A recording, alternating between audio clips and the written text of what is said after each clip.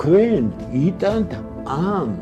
მასხარად ქცეულ ხალხს კიდე გეუბნებით თუ თქვენ ამ ხალხს პოლიტიკოსებად აღიქვამთ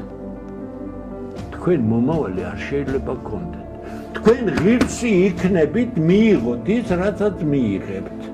თუ ასე გაგრძელდება ესენი არიან პოლიტიკოსები დააკვირდით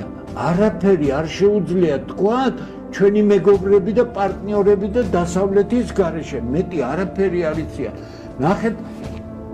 პრესკონფერენციებს და იმას სასტუმროებში ატარებენ ხო ცნობილ დარბაზებში და ემაში ხო აბა ნახეთ რამდენია ფული გადასახდელი საიდან ეს ფული საიდან ამ ქალბატონებს ეს ფული და ასე შემდეგ ამიტომ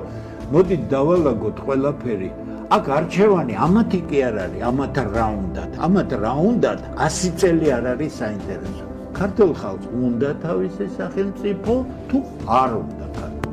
საკითხი ასე დგას სხვანაირად აქ არ იქნება არაფერი ამ ხალხის გამარჯვება ეს ნიშნავს საქართველოს დასასრულს კიდე გეუბნებით თუ ამას სხვა არ ამბობს მე მზადა ვარ ამ ხალხს თუ ძალიან კარგად ვიცნობ უდიდეს უმრავლესობას ვიცნობ ხო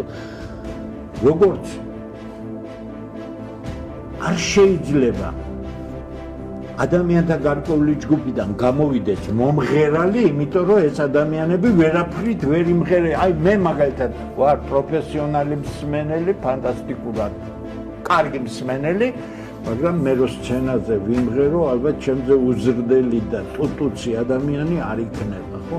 ეს ადამიანები უზრდელები არიან, კიდე გეუბნებით. იმიტომ რომ სახელმწიფოს სახელით ლაპარაკობენ იდეოლოგიზირებული